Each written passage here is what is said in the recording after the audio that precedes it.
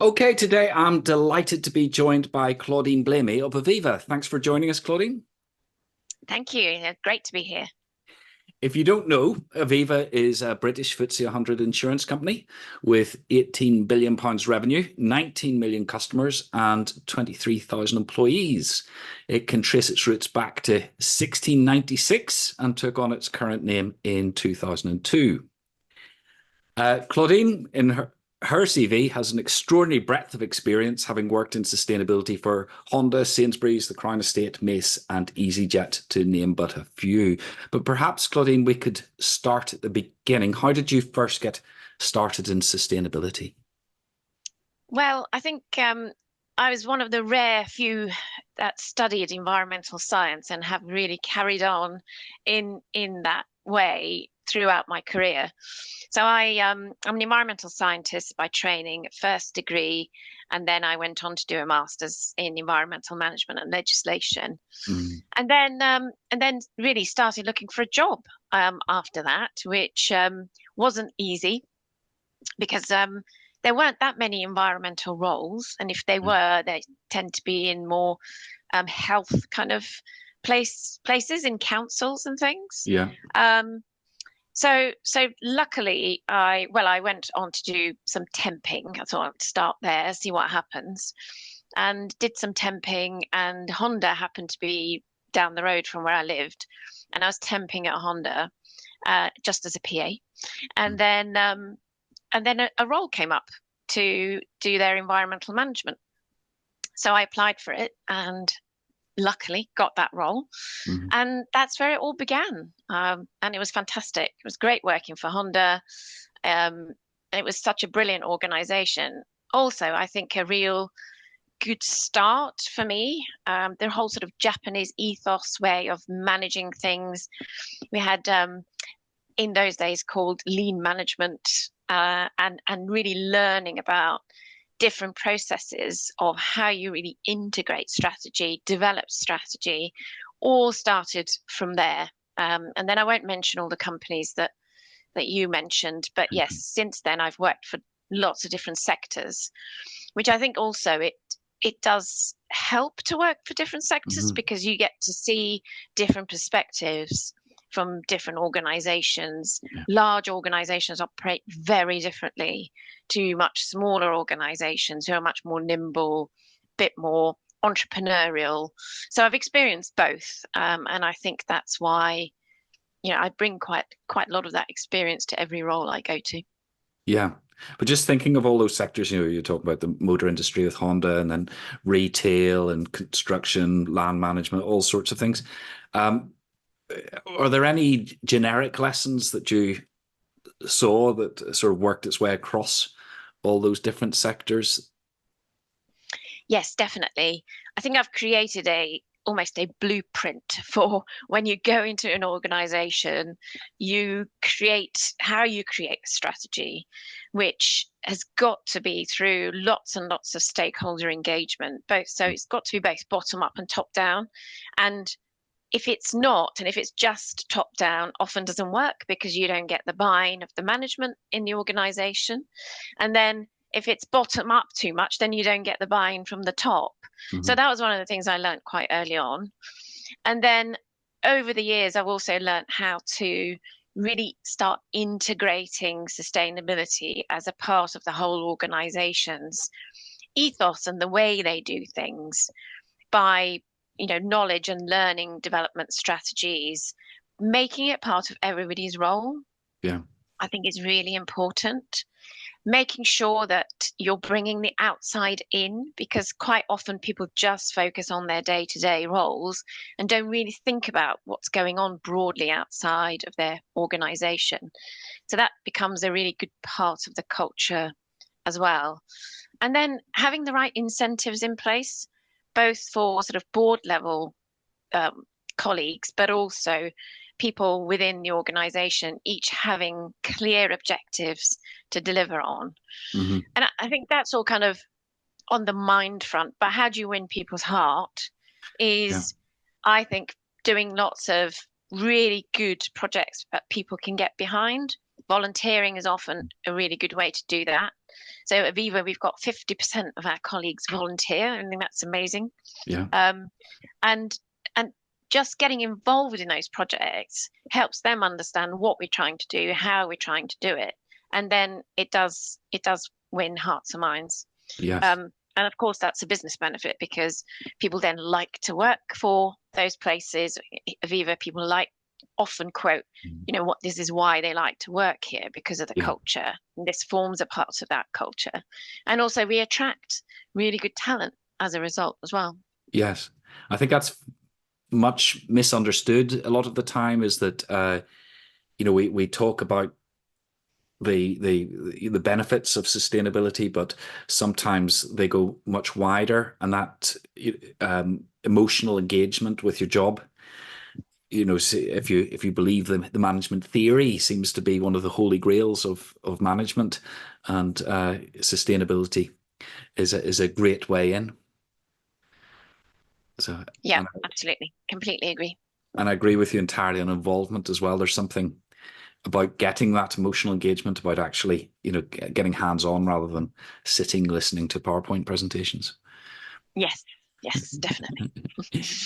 So, fast forwarding then to Aviva, what are the business drivers on Aviva to take sustainability seriously? Yeah, good question. So I think Aviva, as a responsible business, we need to make sure that we are doing the right thing for our customers ultimately. So and that's we've got several pillars to our strategy, and that's climate action, social action, and responsible business. Mm-hmm. And we form a strategy around all this. And the social action, for example, we are very community focused, particularly in areas where we have a large presence in the UK, Canada, and in Ireland. Mm-hmm. And we have things like the community fund, got volunteering, as I mentioned, and we've got big national partnerships, for example, with the Citizens Advice Bureau. And these are the sorts of things that help us be really relevant in communities. And a lot of those communities, as you can imagine, they are also our customers. Mm-hmm. So we also have partnerships with various nature conservation charities like the Wildlife Trust, Woodland Trust, WWF, WWT. And we've got projects with those to help mitigate flood risk, for example, sequestrate carbon dioxide. But also, the main aim of these big projects is to increase biodiversity and create the kinds of habitats that have declined over the years. So temperate rainforest is one of those habitats. And people can go and enjoy these places once they are created. And we're doing a huge amount of work with wildlife trusts to bring back temperate rainforests that we've only got 1% left in the UK. Yes. And we've now got few sites across the UK that they're working on to bring these back. But these are the sorts of things, I think, that help organizations like Aviva be a good corporate citizen. Yeah.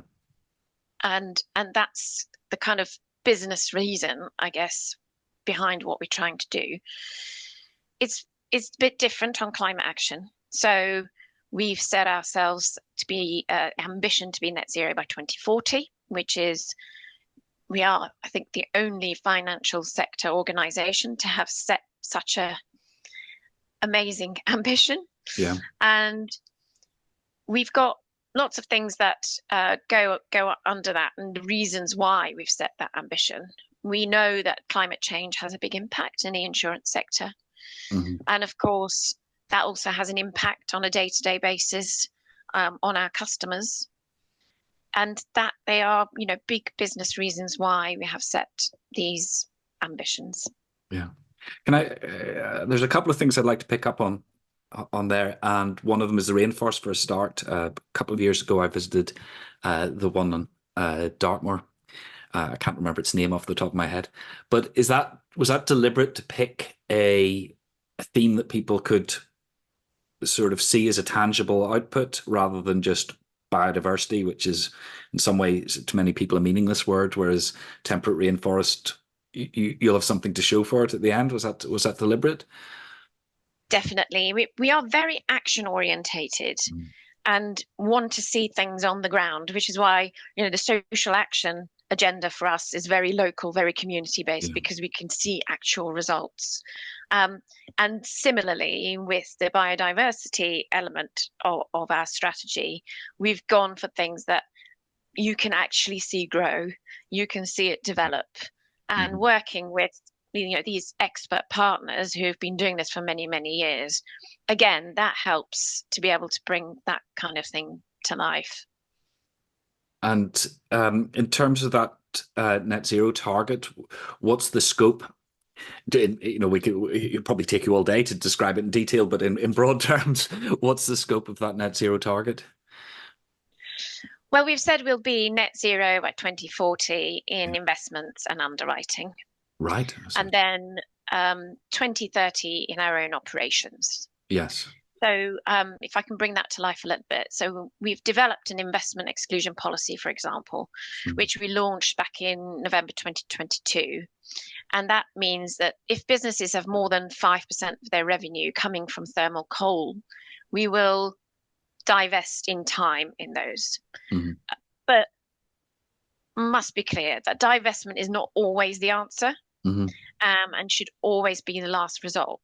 And that is because things like active stewardship and really engaging with organizations is so important. So using our power, whether it's through shareholder voting or just engaging with the organizations that we invest in, to try and get them to set their own transition plans, is much better than just disinvesting. Because when you're disinvesting, that's like a paper carbon reduction, I would say. It's not real, because someone else will go and invest in them, and that carbon still exists. Yes. So, Absolutely. and then at other parts of our business, so we've achieved 50% reduction in Aviva's operational carbon emissions, and against the 2019 baseline. So that's been brilliant. And that includes things like our buildings, the way we operate, our other parts of that come, so for EVs for our cars, fleets, all of those sorts of things, that's our own operations. And in 2023, we confirmed that we had achieved 100% renewable energy for Aviva emissions. We've got a wind turbine going up in Scotland in one of our offices. They've also got solar panels, so they're going to be totally self-sufficient, which is amazing. And we are working on our buildings to become more and more efficient as well as we approach 2030. Yes. So going back to the investment a little bit, that you answered the question perfectly, because that must be a real challenge to sell, that you're going to drive this agenda quite hard through that investment base. With I know you said it's the ultimate sanction would be divestment, but even with that threat, a lot of organizations would get cold feet at that point. Was it a difficult sell internally, or was everybody on board? To be honest, Aviva Investors, which is the investment arm of our company, have been doing this for a long time now. And actually, I think part of it, the difficulty others might find, is actually having the expertise in the business to be able to do this. And so we've got lots of experts in that part of the business. And if you think about it, our whole economy is transitioning from a brown fossil fuel based economy to a green renewables economy. We've never done this before in our history. So actually, this brings obviously lots and lots of opportunities for investment, and things like large scale infrastructure in terms of green transition, renewables, all of these things need money pumping into them. And so that if you've got the expertise and you've got the right fund managers in place and they've got the knowledge, then, the world is your oyster in this space. Obviously, timing is incredibly important. Regulations are very important in this space. How quickly other the whole industry is transitioning also drives the pace, Yeah. because we can't do this on our own. We have to have everybody else doing this at the same pace to be able to then take advantage of these amazing opportunities. So, I mean, we've got a really good example. Aviva provided 1.7 billion in financing for renewable energy infrastructure between 2020 and 2030. So you can see, there is a lot of opportunity. Yes. And how do you, I suppose, pick the winners and possible losers? Because obviously, in any transition like that, there's a huge amount of risk, and there have been high-profile failures, sometimes overhyped high-profile failures. So, that must be a real challenge to try and pick which ones are likely to succeed and which ones are flashes in the pan. Yeah, I think I'm not a fund manager, so I Yeah. probably haven't got the right answer to that question. But it's mainly about having a balanced portfolio Yeah. and not just putting all your eggs in one basket. That's just a logical thing. But I'm sure there are huge amounts of very sophisticated risk-based decision-making processes in place, which probably quite a bit of it by AI now, that help with those kinds of decisions. Yeah. I say that with some trepidation. I've lost a bit of money in investments that I have made, Oh, but really? Yeah. Oh, yeah. And then sort of looking at the insurance side of things, obviously, we are suffering more extreme weather, uh, across the world. So what are they? How does the insurance industry in general responding to the threat of climate change, particularly baked in climate change? so I would say that the industry is so interested in climate change because it has real impact on how this sector operates, and that's in a number of different ways. One is physical risk, and I'd say that, and then the other one is transition risk, Mm. which I would say that physical risk is one that's probably better understood Mm. and people can relate to. So physical risks are just that, so damages and losses that happen due to physical consequences of climate change. And these consequences can be damages to properties, infrastructure, even people's health. Yeah. So things like flooding, overheating, wildfires, and a little fact, the global insured losses from nature catastrophes reached about 108 billion in 2023, Mhm. which is huge. And they are because of climate change. That has been said as well. And so for us in 2023, we supported our UK customers through 11 named storms. And Yes. that's more than double the number we saw in 2022. Yeah. So this year and just this year we've had 12 already, 12 named Yes. storms. So these are the kinds of reasons why the insurance sector is interested in Mhm. climate change. Um, is that is the future uninsurable? I that's a question I get asked all the time. There is a sense that I think that things are going to become uninsurable in the future. Yeah. And particularly if we hit something like 4 degree of warming, and you can see some of the scenarios and some of the scientists have shown that weather patterns change dramatically at that level. Yeah. That might be far away, hopefully it never happens, but we are starting to see the warning signs. So in the US, it's the most famous example where we've seen large insurance pull out of California and Florida Hmm. already. So you can see that going forward, that might happen. And then the other area, which is transition risk. And what do we mean by this? We mean transition to that green economy that I was Yeah. talking about. And we did mention earlier that there are risks associated with that. And here's where we see some of the significant impacts through other channels. So we know that we don't plan accordingly. If we don't plan accordingly and change the way we do things, the insurance industry will face this 4-degree world. So transition risks are business-related risks that follow societal and economic shifts towards a low-carbon future. Yeah. So everyone's got to take responsibility basically for their carbon. Otherwise, you start to get market risks, you get reputational risks, you get legal risks. Some of these things are already you're seeing in litigation, for example, that's mostly in the US. Of course, that's why this is all so difficult. Yeah.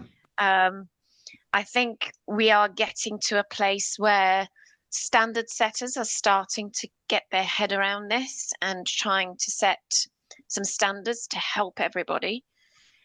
I think there is a space that's sort of a bit vacant at the moment, which is really creating very good, clear standards for who's responsible for what carbon emissions, and really everyone taking responsibility then to reduce those, rather than it's a bit of a mishmash at the moment and not really very, very clear. Yeah.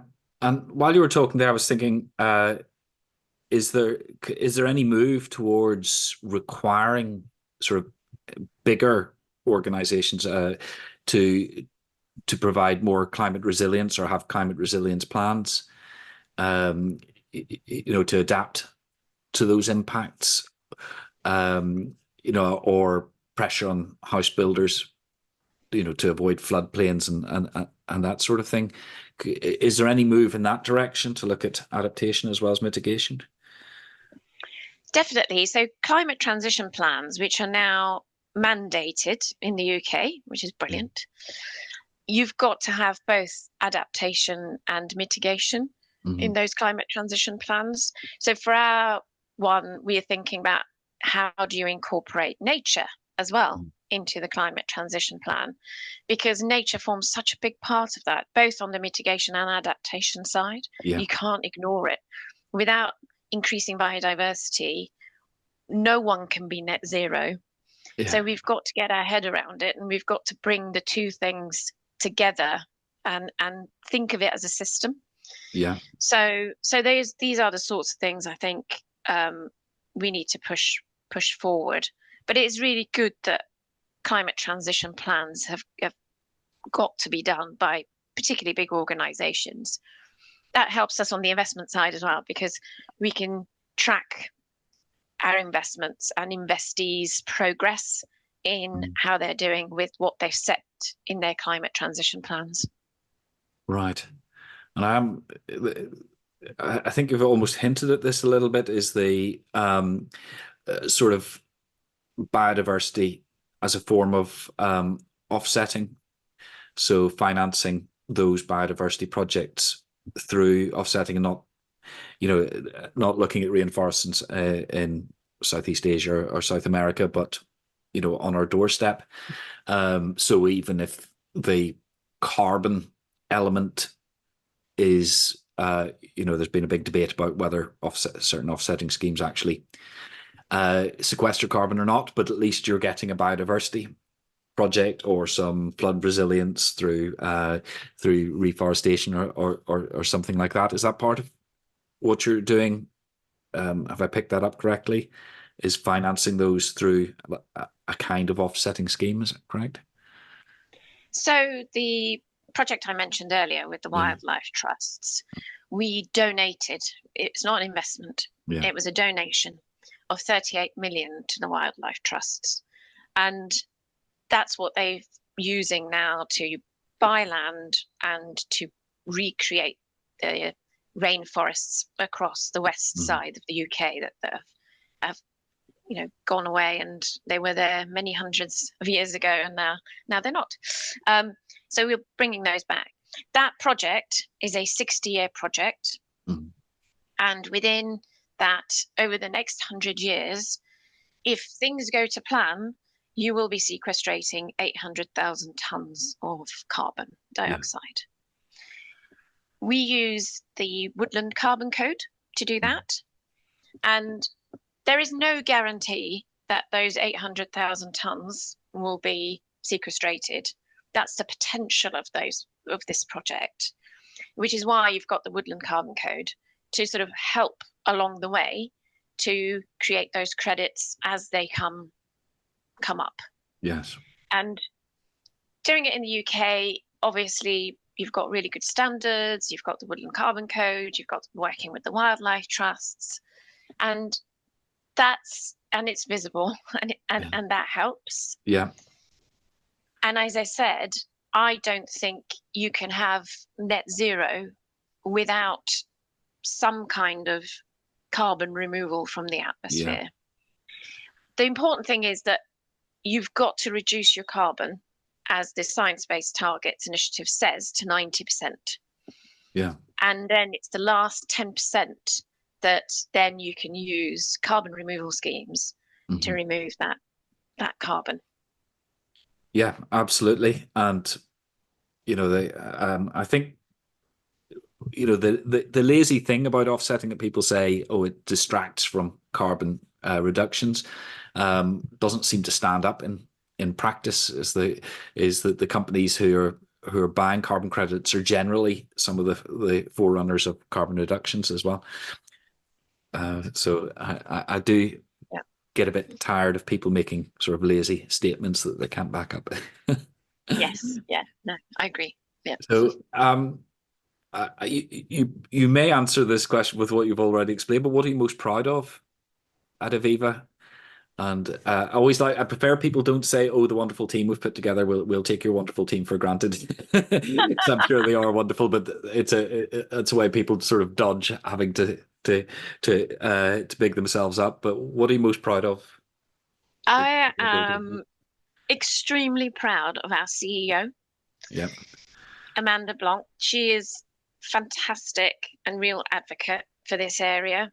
She was co-chair of the Climate Transition Plan Task Force, and she did an amazing job creating the Climate Transition Plan framework and getting a buy-in of those involved to make it mandatory.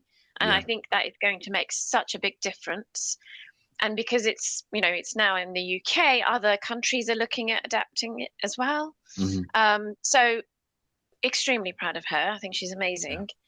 And then I think, what else I'm really proud of our volunteering in Aviva.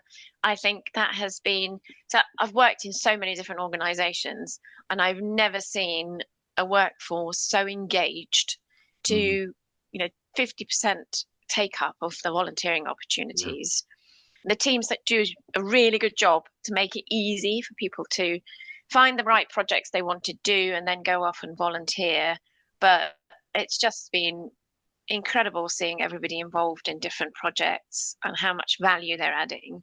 Not only that, they really enjoy it, and it helps drive engagement across the organization. My entry into sustainability started with volunteering, so I can attest to that absolutely.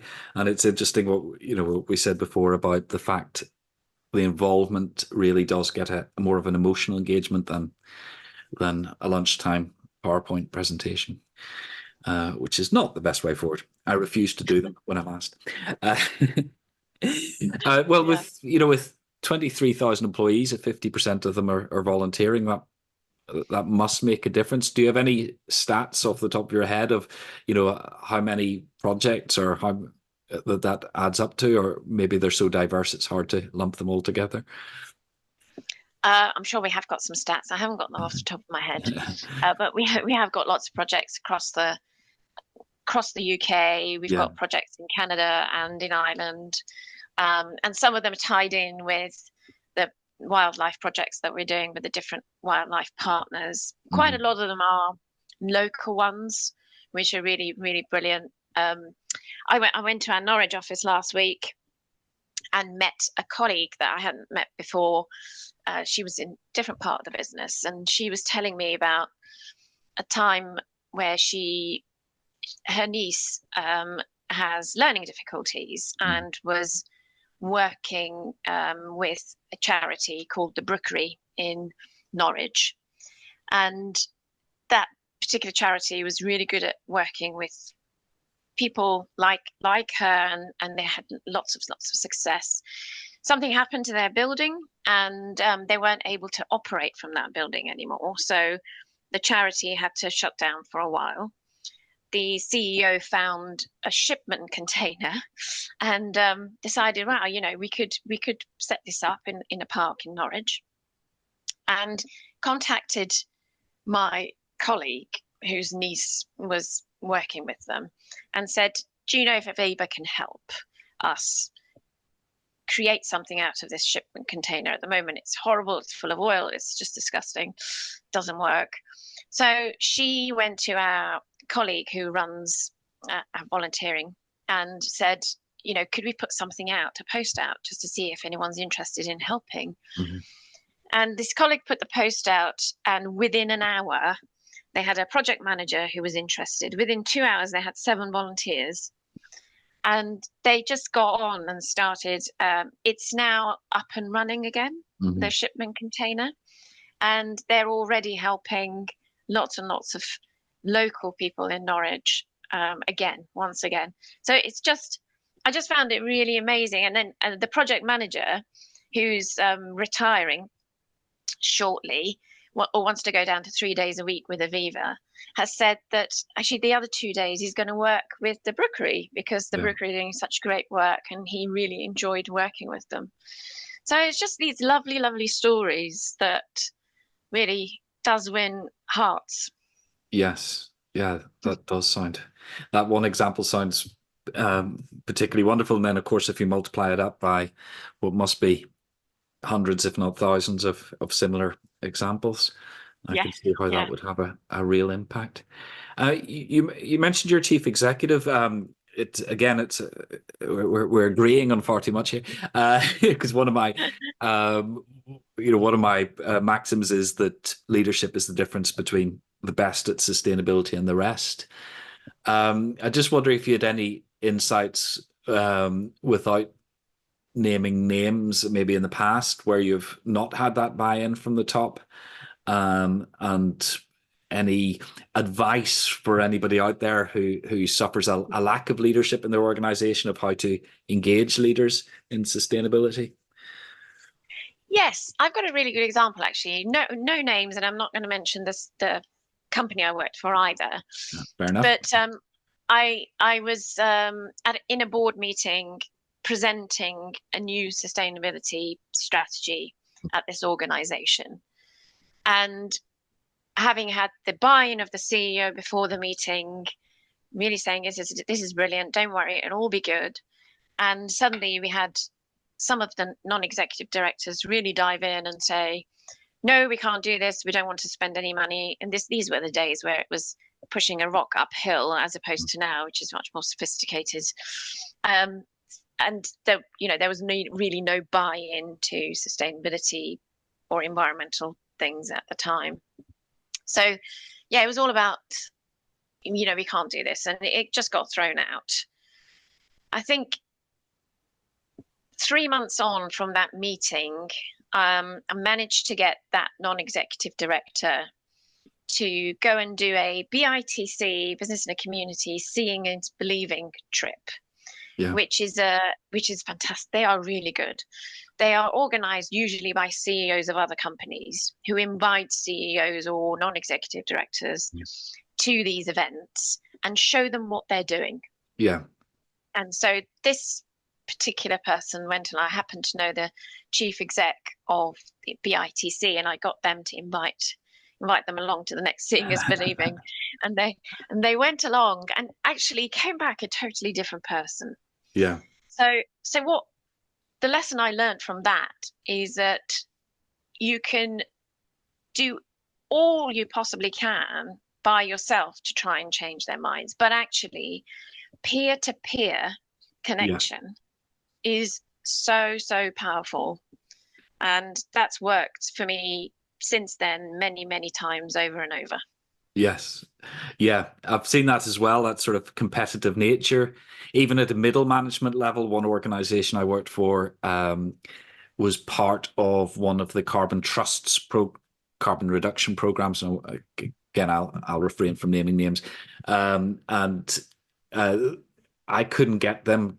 I couldn't get them particularly to do anything radical. And then they went along to a networking session where they had all the similar organizations turning up with their carbon reduction plans.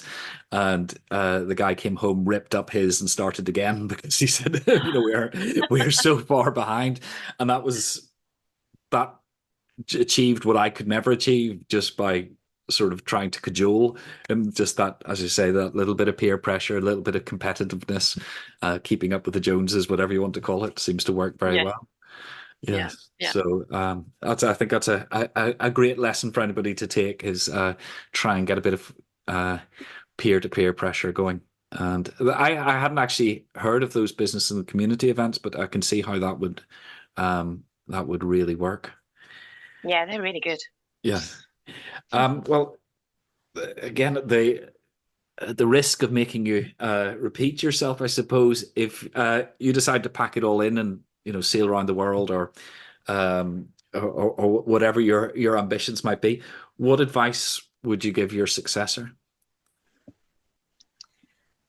I would say the next step that we are trying to take now is about really integrating sustainability into every part of the business. Mhm. So it's that embedding word. I don't often use embedding, but that's what we're trying to do. And as a result of that, we are trying to create a strategy for learning and knowledge for all our colleagues. And we're going to do it role-based approach to this. So for all actuaries, for example, what do they need to know in their day-to-day life to be able to make the right decisions when it comes to sustainability, Mhm. or accountants or whoever it might be? I would say that I would tell them that that is a really important thing that they've got to now take forward and start to put into place. Because my vision for this is that within 5 years or so, that we would have everyone who's got the right knowledge and is really motoring in this space because of that. And we are innovating, creating new products, adapting to new ways of life. As we know, life is Mhm. going to change dramatically. So that I would say is really important. I guess the other piece of advice I would give is that look at things top down and bottom up. Yeah, Make sure you are connecting with the right stakeholders and bringing everyone along the journey. And that's, I think, one of the most important things we've done here, but I've done elsewhere as well. fantastic. And on that advice, I think it just leaves me to say thank you very much, Claudine, for joining us today. I think we've covered a huge amount of ground, and you've shared some wonderful insights. And I think our listeners will pick up huge numbers of hints and tips of how to do their jobs better. So thank you very much indeed. Thank you. Thanks for having me, Gareth. Quite right.